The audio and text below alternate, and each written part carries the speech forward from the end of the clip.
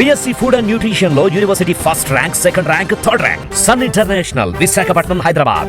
మొన్న ఆంధ్రప్రదేశ్లో తెలుగుదేశం పార్టీ విజయం సాధించినంత వరకు తెలంగాణలో చాలా మంది ప్రముఖ నాయకులు చాలా మంది తెలుగుదేశం పార్టీని చిన్న చూపు చూశారు. తెలంగాణలో తెలుగుదేశం పార్టీ పని అయిపోయిందన్న అభిప్రాయంలోనే చాలా మంది ఉండేవారు. ఎప్పుడైతే చంద్రబాబు అరెస్ట్ అయినప్పుడు హైదరాబాద్ మొత్తం చంద్రబాబు వైపు నిలబడిందో అప్పుడు చాలా మందికి తెలంగాణ నుంచి తెలుగుదేశం పార్టీని దూరం చేయటం ఎవరి వల్ల కాదన్న విషయం అర్థమైంది. బంగారానికి తావి అబ్బినట్టుగా ఆంధ్రప్రదేశ్లో తెలుగుదేశం పార్టీ మరోసారి అధికారంలోకి వచ్చింది. దాంతో చాలా మంది వాయిస్లో మార్పు వచ్చింది. తెలుగుదేశం పార్టీ, ఆంధ్ర పార్టీ, తెలంగాణలో తెలుగుదేశం పార్టీకి ఏం పని అంటూ అవాకులు చెవాకులు పేలిన కేటీఆర్ లాంటి వాళ్ళు కూడా తెలంగాణలో తెలుగుదేశం పార్టీ పోటీ చేస్తే తప్పేముంది అంటూ వాస్తవంలోకి వచ్చి మాట్లాడారు. ఇలా ఇటీవల జరిగిన పరిణామాలతో తెలంగాణలో తెలుగుదేశం పార్టీకి జోష్ పెరిగింది. తెలంగాణలో ఉనికిని చాటుకోవడం మాత్రమే కాదు, తెలంగాణలో అధికారంలోకి వచ్చే సత్తా కూడా తెలుగుదేశం పార్టీకి ఉందన్న అభిప్రాయాలు ఏర్పడుతున్నాయి.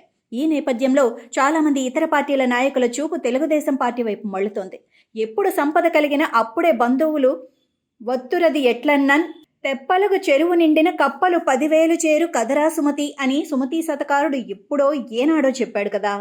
తెలంగాణలో తెలుగుదేశం పార్టీ పూర్వ వైభవం సాధించే దిశగా అడుగులు వేస్తుండటంతో తెలుగుదేశం గూట్లోకి వచ్చి వాలిపోవాలని అనేక వలస పక్షులు ప్రయత్నాలు ప్రారంభించాయి. అలాంటి అనేక పక్షుల్లో ఒకానొక పక్షి సినీ నటుడు, మాజీ మంత్రి బాబు మోహన్. సోమవారం నాడు హైదరాబాద్లోని ఎన్టీఆర్ ట్రస్ట్ భవన్లో చంద్రబాబు నాయుడు తెలంగాణ తెలుగుదేశం పార్టీ నాయకులతో సమావేశమయ్యారు.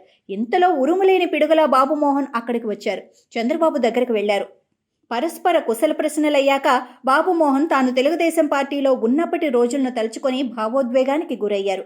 తనకు రాజకీయంగా జీవితాన్నిచ్చింది, ఎమ్మెల్యేని చేసింది, మంత్రిని చేసింది తెలుగుదేశం పార్టీ అని తలుచుకొని కళ్ళు తుడుచుకున్నారు. ఆగర్భ శత్రువు ఎదురైనా చిరునవ్వుతో పలకరించే చంద్రబాబు బాబు మోహన్తో కూడా చిరునవ్వుతో మాట్లాడి పంపించేశారు.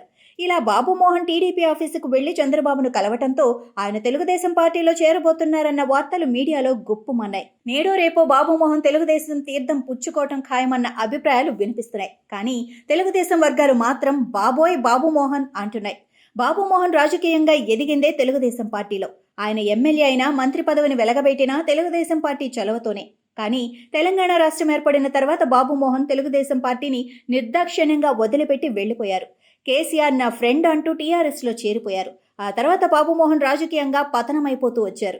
ఎమ్మెల్యేగా ఓడిపోయి టీఆర్ఎస్ని వదిలిపెట్టి బీజేపీలో చేరి ఆ తర్వాత బీజేపీ నుంచి కూడా బయటకు వచ్చేసి ఆ తర్వాత ప్రజాశాంతి పార్టీలో చేరుతున్నట్లు చెప్పి ఆ తర్వాత నేను చేరలేదని చెప్పి ఇలా రాజకీయాల్లో రకరకాల విన్యాసాలు చేసి తన నియోజకవర్గమైన ఆందోళన ప్రజల మద్దతు కోల్పోయారు. ప్రస్తుతం రాజకీయాల్లో చెల్లని కాసు బాబు మోహన్. ఆయనకు ప్రజల్లో విలువ లేదు, రాజకీయాల్లో గౌరవం లేదు. బాబు మోహన్ని తీసుకోవడానికి ఏ పార్టీకి ఆసక్తి లేదు. ఇలాంటి సందర్భంలో పచ్చగా ఉన్న తెలుగుదేశం పార్టీ మీద బాబు మోహన్ కన్నుపడింది. పచ్చ చొక్కా వేసుకొని వచ్చి చంద్రబాబును కలిసి భావోద్వేగాలు ప్రదర్శించి వెళ్లారు. ఇలాంటి బాబు మోహన్ లాంటి అవకాశవాదులను పార్టీలోకి తీసుకోకూడదన్న అభిప్రాయాలు తెలంగాణ తెలుగుదేశం పార్టీ నాయకులలో వ్యక్తమవుతున్నాయి.